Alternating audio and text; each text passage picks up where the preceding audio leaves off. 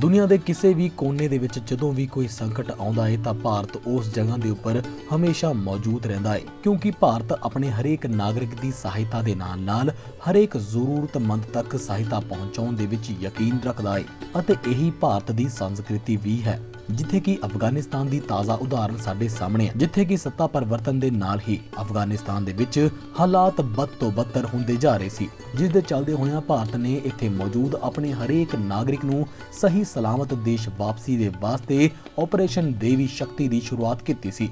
ਅਤੇ इसी दे तहत काबुल ਅਤੇ उस दे आस-पास फसे हुए लोगों नूं एयरलिफ्ट करके भारत लियाउण दी शुरुआत की गई सी, जिथे कि इस मिशन नूं यह नाम भी प्रधानमंत्री नरेंद्र मोदी ने CCS की एक बैठक दे विच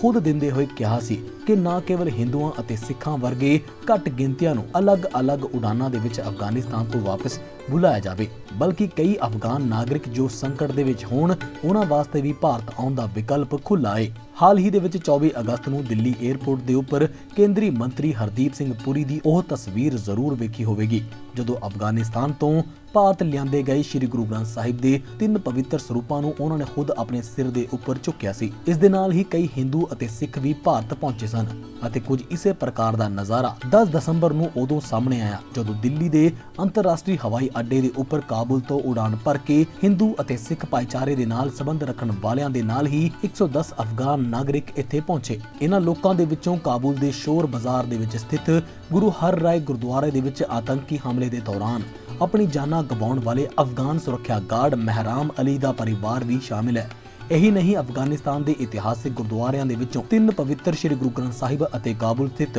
5वीं शताब्दी की प्राचीन आसमाई मंदिर तो रामायण, महाभारत अते भगवत गीता सहित अनेकां धार्मिक ग्रंथां नूं भी लिआंदा गया है। गुरु ग्रंथ साहिब जी दे दिल्ली लिआए जाण दे बाद इस नूं गुरुद्वारा गुरु अर्जन देव लिआंदा गया, जदों कि हिंदू धार्मिक ग्रंथां नूं फरीदाबाद दे विच स्थित आसमाई मंदिर दे विच लिआंदा गया। इस तो इलावा भारत पहुंचण तो बाद संकट दे विच चल रहे अफगानिस्तान दे मूल नागरिकां दा पुनर्वास सोपती फाउंडेशन द्वारा किया जा रहा है। इस अभियान दे विच इंडिया वर्ल्ड फॉर्म ने भी अपना सहयोग दिता है अते इस दे प्रधान पुनीत सिंह चंडोक ने प्रधानमंत्री नरेंद्र मोदी नूं इस काम दे वास्ते खास तौर ते धन्यवाद दिता है। देश के प्रधानमंत्री जी श्री नरेंद्र मोदी जी का, देश के गृह मंत्री श्री अमित शाह जी का और विशेष तौर पर जो हमारे बीच में आए हैं भारतीय जनता पार्टी के प्रेसिडेंट श्री JP नड्डा जी का, केंद्र के वजीर सरदार हरदीप सिंह पुरी जी, जिन्होंने गुरु ग्रंथ साहिब महाराज जी के पावन स्वरूपों की यहाँ सेवा की, और जो देश के गृह मंत्री जी ने कमिटमेंट की थी कि मैं वीज़े ही नहीं बल्कि बाई एयर उन सबको सुरक्षित लेके आऊँगा। मैं आज देश के प्रधानमंत्री जी और गृह मंत्री जी का विशेष तौर पर धन्यवाद करता हूँ और उनको यह भी बताना चाहता हूँ, जहाँ हमारी संगत पहुँची है यहाँ पे, वहाँ पे जो पुरातन पावन स्वरूप के साथ साथ वो हमारी पोती साहिबान जो हाथ लिखित हैं, जो इतना पुराना हमारा एक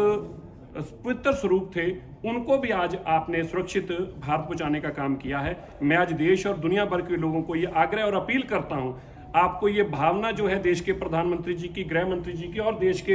एक बहुत सबसे बड़ी दुनिया की पार्टी के प्रेसिडेंट की समझने की जरूरत है। जिस भावना से, जिस प्यार से, जिस संदेश देकर ये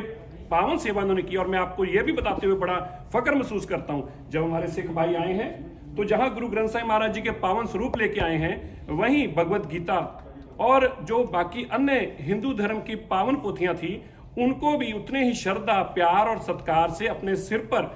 उसी श्रद्धा के साथ ये लेकर आए हैं। ये हमारी आपस में जो हमारे इस देश की खूबसूरती है। और मैं आपको यह भी अंत में बताना चाहता हूं, इन्होंने 4 महीनों से देश की, दुनिया के हर मुल्क को अप्रोच किया है, सबको कहा है, हमारे कनाडा में भी सिख हैं, अमेरिका में भी, इंग्लैंड, लेकिन कोई भी इनकी बाजू नहीं पकड़ पाया। ये नेशनल जो हैं अफगान नेशनल हैं, लेकिन उसके बावजूद भारत की सरकार ने अपनी जिम्मेवारी समझी। जब इन्होंने मेरे से बात की, मैंने गृह मंत्री से कराई, उन्होंने कहा हम आपको लेके आएंगे और सुरक्षित लेके आएंगे, ये भी जिम्मेवारी लेते हैं। इसलिए नड्डा साहब, हम आपकी पार्टी का और सरकार का तहे दिल से शुक्रगुजार हैं। बोले सोनिया,